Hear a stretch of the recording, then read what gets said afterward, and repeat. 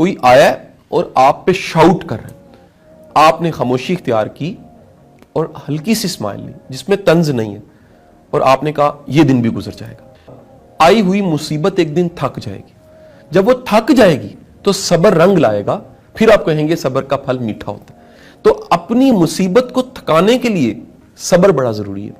तीसरी चीज है दुआ। दुआ का मतलब है आपका उस जात पे भरोसा मुकम्मल है जो दिखती नहीं।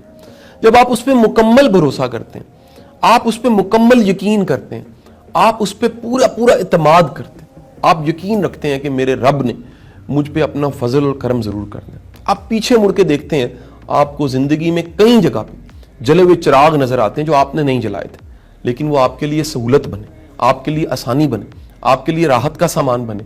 तो आप में ईमान इकट्ठा होता है, यकीन आ जाता है कि आइंदा भी कई चिराग इंतजार कर रहे हैं।